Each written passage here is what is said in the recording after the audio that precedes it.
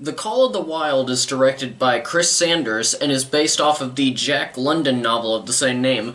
The best way that I can describe the film's synopsis is by taking the Wikipedia description, and this is mostly for some spoiler's sake. But anyway, the description is set in the 1980s, or sorry, 1890s. That's what I meant. I flipped them because I have like mild. I was gonna say autism. What the fuck? What the fuck was it called? Damn it! That thing where words get mixed up. I don't know. I don't actually have it. It was just, Anyway, so set in the 1890s Klondike Gold Rush, a dog named Buck is stolen from his home in California and sent to Canada, where he befriends an old man and begins a life-altering adventure. Now, usually when it comes to novel to film adaptations, I have the privilege of not being too familiar with the source material beforehand, other than maybe I have a general idea. But, it makes it easier for me to judge a film just as its own product and not to color my expectations off of experience. That being said, The Call of the Wild is a story that I know very well, one that I read of my own volition when I was a child, so I have an idea of where the film could go. Pertaining, that they don't go very far off from the beats of the novel. But either way, I will do my best to judge the film just as it is, as though there's no source material for it to draw off of whatsoever. Really, I've been a bit mixed on the movie since I saw the first trailer. The fact that they were using a CGI-rendered dog as our main character, so to speak, would not normally be an issue for me. If you think you can execute it in a good way, then by all means at least try. Though the uncanny valley look of Buck himself in the trailers didn't help too much. Nevertheless, I felt like the tone that the trailer was throwing at us as far as what the tone of the movie would be was good, and it made me excited, especially since there hasn't been an adaptation of the source material in a long time. I think the most well-known one is the 1935 version with Clark Gable, but we've had a couple of other versions. There was a version with Charlton Heston, there was another one with Rutger Hauer. There was even an anime film that included Bryan Cranston of all people, so we weren't necessarily hurting for a new adaptation at this point, but this was obviously a new way to portray the story using either majority or completely CGI animals.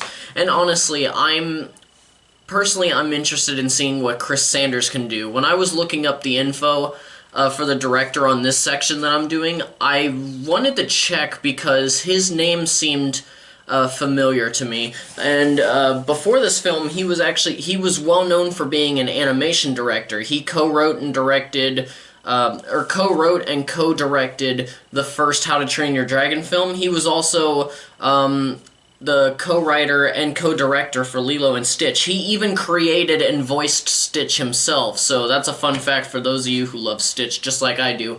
Hang on. So, one thing that happened when I left home was that my wife wanted me to take a couple of things so that, I had some stuff of hers. And one of them was actually the first Christmas present I ever got her, which is this. A little baby Stitch. I keep him near me some nights, and honestly, yeah, I'll admit it. Sometimes when I'm especially missing my wife, I'll actually sleep with him, and it makes me feel better. But yeah, no, both me and my wife are big fans of Stitch, so I didn't even know that he had voiced Stitch until I looked it up, and that kind of made me really happy. But anyway, I'm starting to ramble. One more random tidbit. This Call of the Wild is the first film to be produced under the new 20th Century Studios name ever since, ever since Disney changed it from 20th Century Fox, and also because this film began production before Disney bought all of the Fox assets. I honestly thought that they were going to put this on Disney Plus, but they put it in a theatrical release, so that's interesting to me.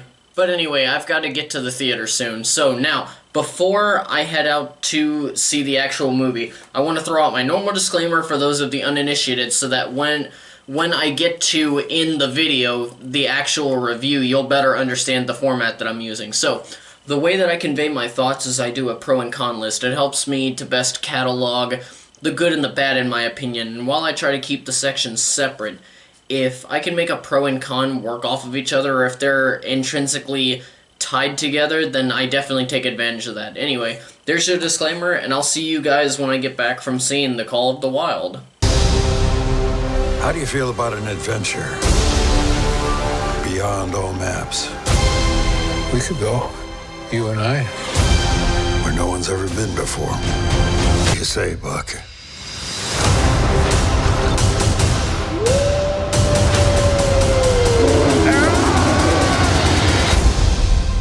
Adventure of a lifetime.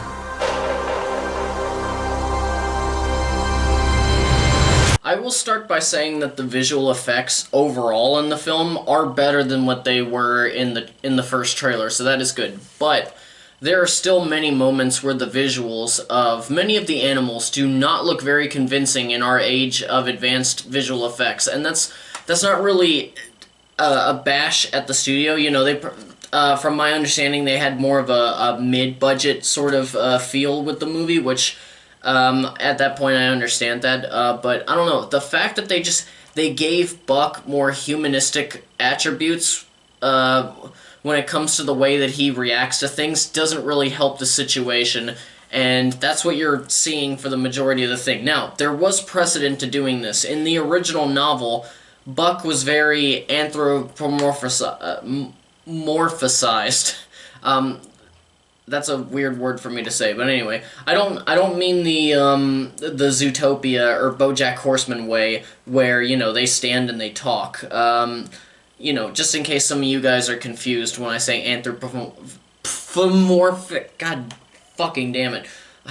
I merely mean that he acts human in the way that he reacts to people talking to him and just how he showcases his emotions by using his face. And he does it here. Sometimes it works, sometimes it doesn't. It becomes distracting in the worst way at times, and there are multiple moments where not multiple moments, sorry, that was the wrong word. Oh, I was branching off. No, there have been multiple times in the film industry where, you can have CGI animals in a film and it works out. Jon Favreau's Jungle Book was a great example, and even though I'm not a fan of Favreau's version of Lion King, the visual effects in that film only further improved on what they had learned and accomplished in Jungle Book.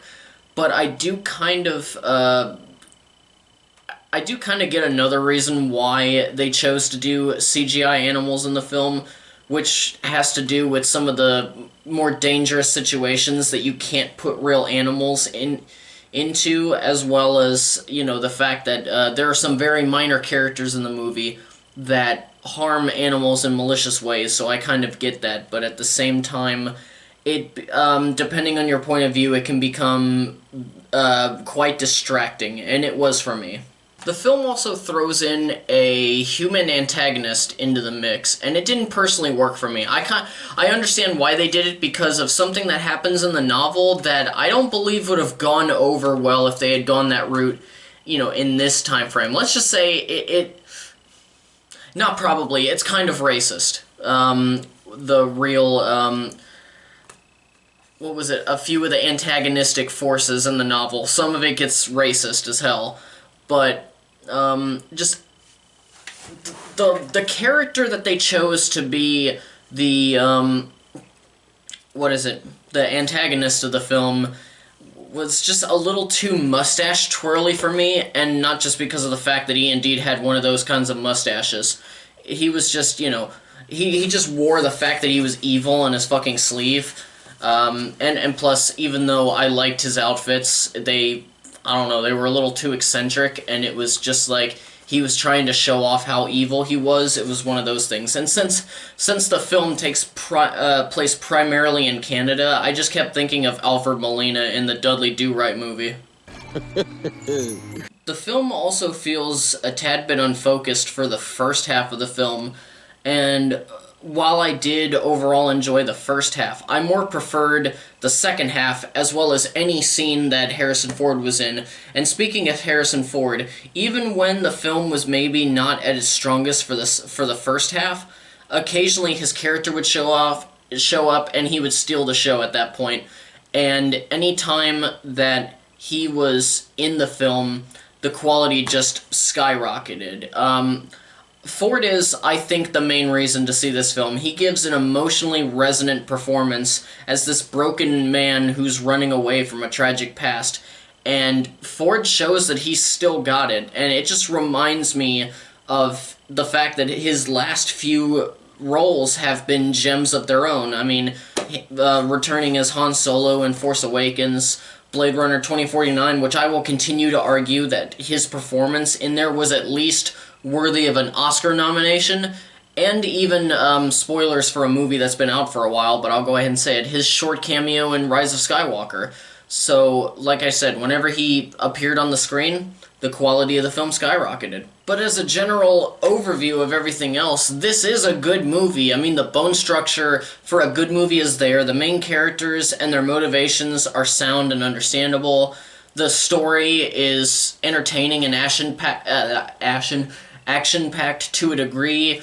I never felt like I wasn't looking at the time period that it claimed to be in, and the musical score was pretty good too. This stuff at least shows that Sanders has some potential when it comes to making films outside of the animation medium, and I look forward to whatever he's going to do next. But just as a, as a conclusion, if you don't get easily distracted by a CGI dog being on the screen for the majority of the time, or maybe you don't think the CGI is very weak, you'll probably end up enjoying the film more than I did, but I still walked out of the theater satisfied because, mostly just because of the bones of the film being well executed and Ford's performance. Sadly, it was obvious that this film wouldn't make that much money because of when it's coming out and the fact that it's being sandwiched between Sonic the Hedgehog in one weekend and then Invisible Man the following weekend. But I recommend this movie to anybody who is an animal lover. Maybe you're a sucker for book-to-film adaptations. Though, as a caveat, it's not fully faithful to the source material. They take a lot of the darker moments out just to make it more family-friendly. So if that bothers you, then there you go. Or if you just want an entertaining and quality time at the movies, I think this is a good choice. And hell, if you have Regal Unlimited or AMC A-List or Cineworld or anything like that, I think those are the only three big ones right now, from my understanding. Honestly, it could have changed since I left the States, but just, add one of those to your weekly trips to the theater. Anyway, guys, that's all from me. Thank you guys so much for watching. I hope you enjoyed me ramble once again. Don't forget to hit that like button and subscribe if you haven't already. And as always, farewell until the next video, all of you casual moviegoers and movie fans alike, and keep on being awesome.